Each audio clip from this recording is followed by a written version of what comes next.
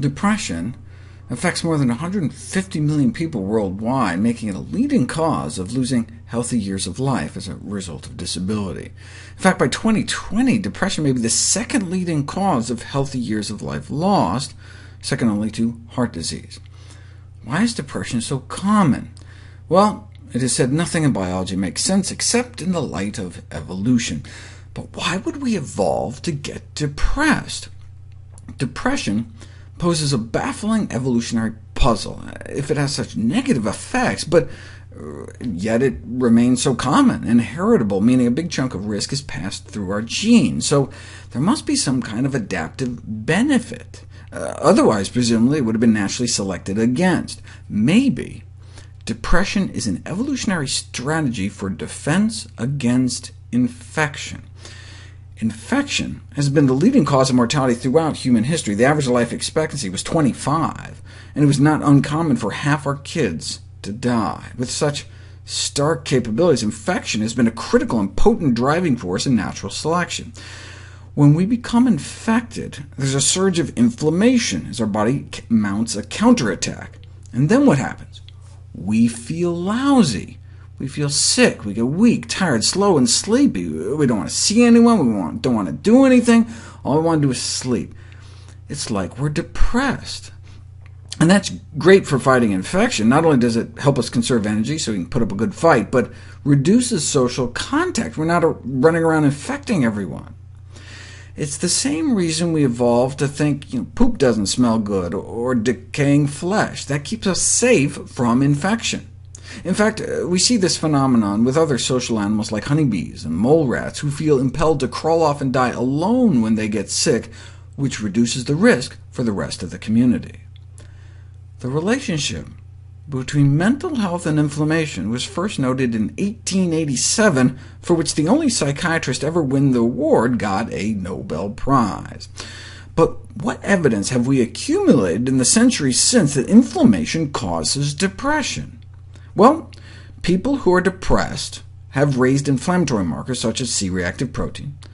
Inflammatory illnesses are associated with greater rates of major depression. Indeed, that's what's found in a variety of inflammatory conditions, including more kind of benign inflammatory conditions like asthma and allergies. And that's important, suggesting the mood symptoms are not simply feeling bad about having a terrible disease, but maybe directly tied to the inflammation. And most powerfully, you can actually induce depression by inducing inflammation. Like when we give interferon for certain cancers or chronic infections, up to 50% go on to suffer major depression. Even just giving a vaccine can cause enough inflammation to trigger depressive symptoms. Taken together, these studies are strongly suggestive of inflammation being a causative factor of mood symptoms. So, can an anti-inflammatory diet help prevent depression? We didn't know until about 43,000 women without depression were followed, along with their diets, for about a dozen years to see who became depressed. And it was those who ate a more inflammatory diet pattern, characterized by more soda, refined grains, and meat, suggesting that chronic inflammation may underlie the association between diet and depression. Normally we think of omega-3s as anti-inflammatory, but they found fish to be pro-inflammatory, associated with increased C-reactive protein levels, consistent with recent findings that omega-3s don't seem to help with either depression or inflammation. The most anti-inflammatory diet is plant-based, which can cut C-reactive protein levels by 30% within 2 weeks, perhaps because of the anti-inflammatory properties of antioxidants. I've talked about this before, but never really explained why antioxidants are anti-inflammatory. See, oxidative damage caused by free radicals may cause an autoimmune response in the body by changing the chemical structure of otherwise ubiquitous molecules to generate new structures that the body attacks as foreign. For example, when LDL cholesterol gets oxidized, our body creates antibodies against it and attacks it.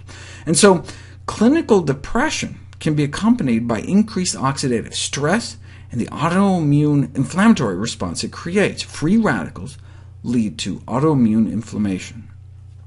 Where else does inflammation come from in our diet? Endotoxins. Right? It's worth reviewing how the endotoxins in animal products can cause a burst of inflammation within hours of consumption. What does it do to our mood? If you inject endotoxin into people, within a few hours, inflammation shoots up, and so does feelings of depression, as well as feelings of social disconnection between people.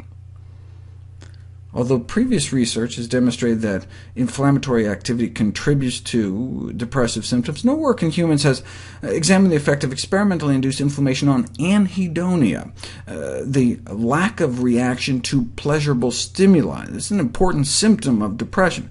No work has been done, that is, until now. Within hours of endotoxin hitting their bloodstream, these experimental subjects not only started to feel depressed, but they had significant reductions in activity in the reward center of their brain. They were less excited about winning money playing video games, for example, in this study. But by eliminating animal products and eating antioxidant-rich diets, we may be able to prevent or treat depression.